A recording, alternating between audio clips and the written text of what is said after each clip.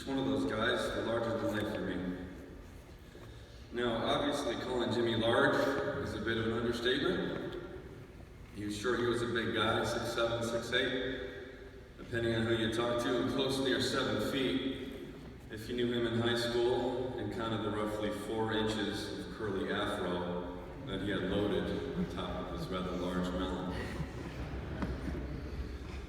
But calling him a gentle giant is probably the most fitting way to describe him. I used to get a kick out of walking in public with him and seeing the way that people would look up and look at him.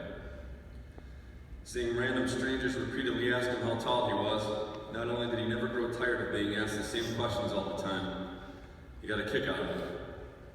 He'd get real serious and tell people firmly that he was a 6'7" professional bowler. Jimmy's dry sense of humor was constantly on display. Like most police officers, he was normally working a few jobs, odd hours. Seemingly every time he was sitting down, he was dozing off. But regardless of how tired he was, I never once saw him lose his patience, or his temper, or even get short, not once, ever. My Uncle Jim met many of his most notorious friends early on in his high school years. The Sandoval's, Riley's, Zadars, Canes, McNamara's, and Vargases rounded out his close circle of friends. Jimmy had a great sense of humor, which he would need with this group. They made great memories together, from playing basketball in Dr. and Mrs. Sandoval's driveway until 2:30 in the morning, learning how to drive absolutely gigantic and ridiculous 4-door sedans, and eventually becoming roommates. Some of the stories that came out of this crew are, the word ridiculous doesn't really do them justice, but the shenanigans and pranks that steadily escalated over time to an extreme that really had no boundaries or truths in sight. Redacting some and editing others to ensure some degree of church appropriateness. A couple that really stand out for me that just give you a flavor of how this crew interacted go a little bit like this. One night, Jimmy parked his car in front of the Sandoval's driveway and went out with Dave Zadar to listen to some blues at Brothers Lounge. Upon their return at 3 a.m., Jimmy found his car's front seat and engine compartment completely full of leaves, branches, and assorted shrubbery from the yard, the entire car. Of course, he knew who did it, and he also knew that Rick Sandoval and Dan McNamara would be awake and waiting and watching his reaction.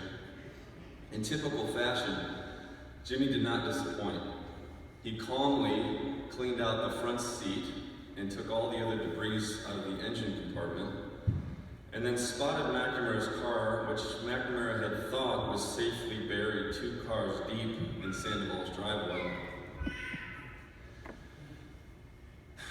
Jimmy carefully backed up his Cutlass to a comfortable distance and put his car in drive. He tore across 2 to 3 front lawns and T-boned McNamara's car. He then backed up and did it again. Full demolition derby style. While all the guys watched from the upstairs window, knowing exactly which room the guys were in, Jimmy jumped out of the car and started climbing up the tree to turn the demolition derby into a boxing match. He didn't make it to the window after a bucket of water was thrown from the window. Another night, McNamara and Riley thought Jimmy needed a little kickstart before his night shift. They heard some rustling upstairs, and knowing Jimmy that soon would head down to the kitchen for his pre-shift coffee, each guy stood on either side of the landing at the bottom of the stairs with the lights off, waiting and fully prepped for a beatdown. Once he hit the landing, McNamara gave Jimmy a swift roundhouse kick to the neck, and Riley karate chopped his stomach like a couple of amateur black belts.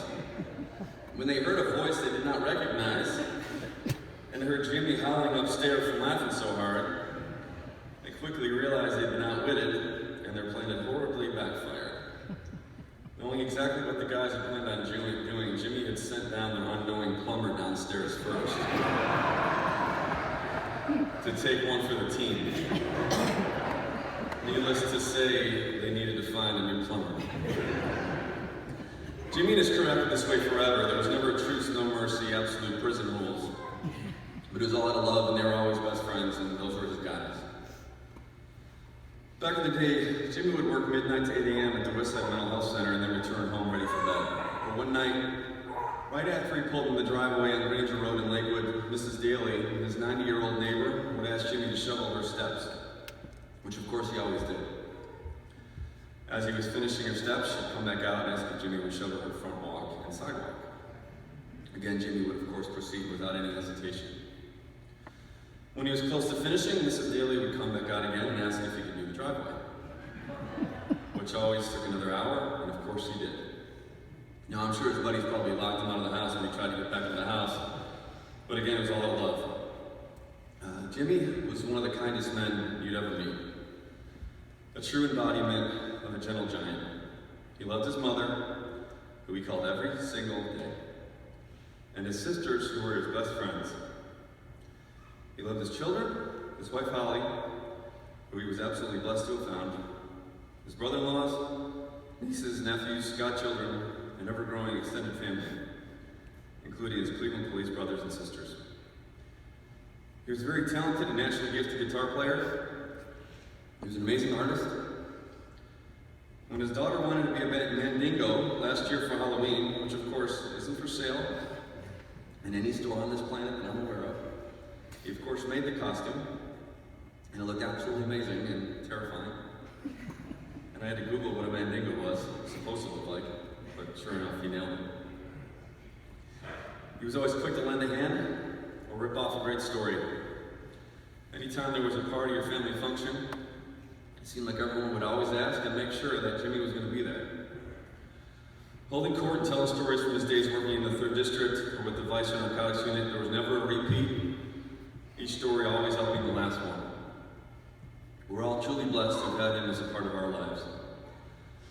The outpouring of unsolicited love and appreciation for him over the past few days has frankly been a bit overwhelming. I see him in my own children,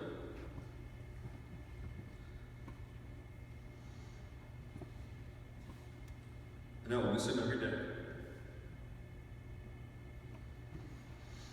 I myself will walk out of here proudly knowing this man, how he shaped me as a person and a father, and knowing all the little things he did, and how those touched the lives of every individual in this room.